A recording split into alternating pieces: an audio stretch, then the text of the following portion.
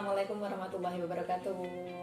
Oke, di kesempatan kali ini aku pengen share sedikit tentang pembalut kain ya, atau biasa kita sebut dengan menstrual pad. Ya. Nah, dulu sih pas pakai pembalut sekali pakai kayak gitu ya, itu sih ya nggak ada masalah sih ya, nggak ada masalah. Tapi cuma pas ngebuang tuh kok ada kayak perasaan bersalah kayak gitu. Tapi ya namanya juga nggak tahu ya, ya udah gitu kan, tinggal buang aja seperti itu. Atau dulu itu mikirnya kalau barang-barang seperti itu ya nantinya bakal menghilang sendiri gitu ya, entah kapan kayak gitu. Nah, tapi semakin kesini ya, karena banyak baca juga tentang zero waste ya, atau nol sampah. Nah, itu aku jadi tahu beberapa masalah lingkungan kayak gitu ya. Salah satunya tentang masalah pembalut ini seperti itu. Nah, pembalut sekali pakai itu ternyata setara sama 4 kantong plastik kayak gitu. Padahal kita tahu kalau satu kantong plastik itu tuh perlu waktu ratusan tahun ya, 100 sampai 500 tahun. Nah, kalau pembalut sekali pakai sendiri itu diperkirakan perlu waktu sekitar 500 sampai 800 tahun. Nah, bayangkan itu baru satu pembalut gitu ya. Padahal berapa banyak gitu ya wanita, dan berapa banyak pembalut yang diperlukan kayak gitu ya. Nah,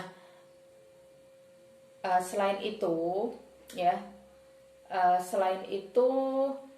tentang tentang recycle seperti itu ya. Ya, jangan pernah berharap seperti itu dengan recycle ya, karena kita tahu kalau Indonesia ya, dan banyak di negara di dunia itu tingkat recycle-nya itu masih rendah, masih di bawah 10% kayak gitu ya. Jadi jangan apa-apa bilang wah nanti kan bisa direcycle atau apalah, nyantai lah seperti itu ya. Tapi ya enggak ya, kita enggak bisa seperti ini terus seperti itu. Nah, kemudian masalah pembalut sekali pakai ini ya, itu udah bisa kita temukan di banyak hal seperti itu ya. Semakin kesini semakin kita familiar banget ya dengan sampah seperti ini ya.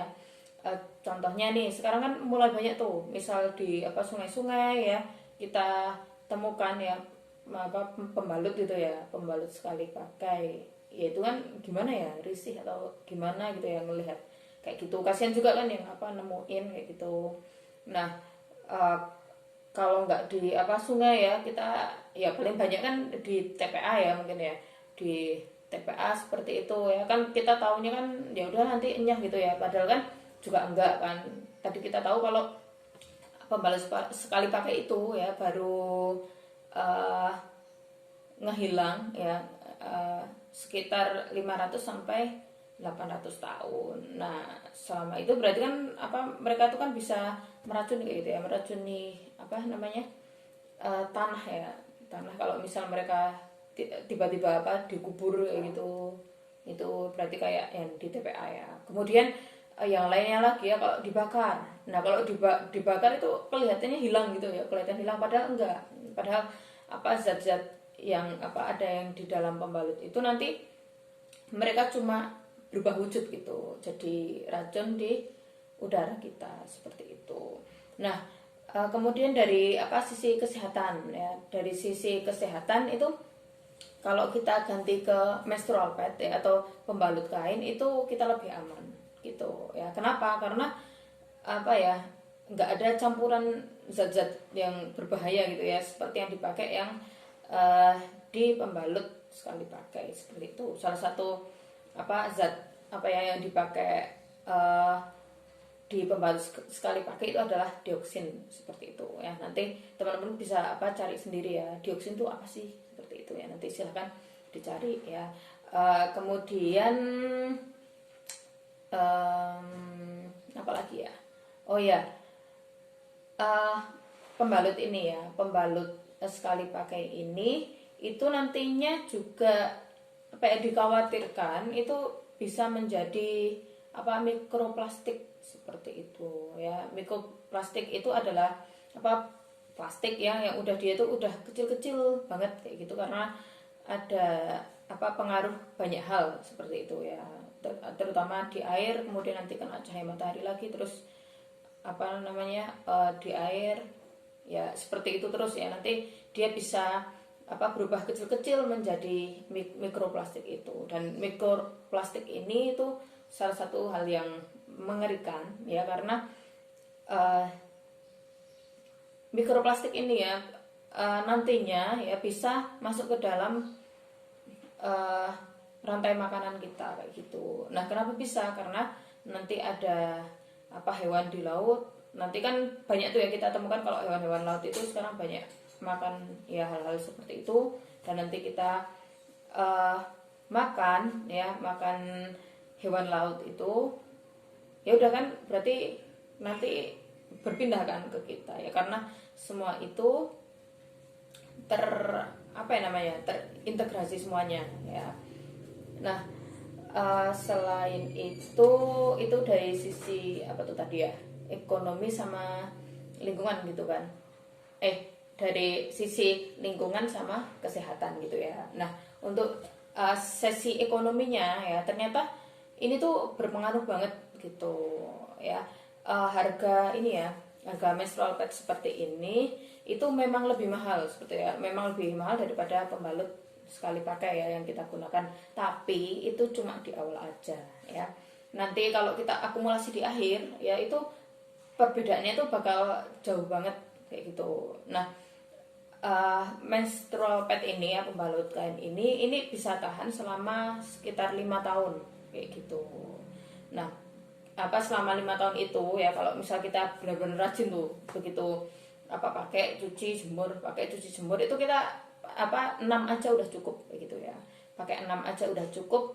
Nah, berarti kan itu selama 5 tahun ya, kita kalau apa pakai 6 menstrual pad itu cukup. Terus dibandingkan sama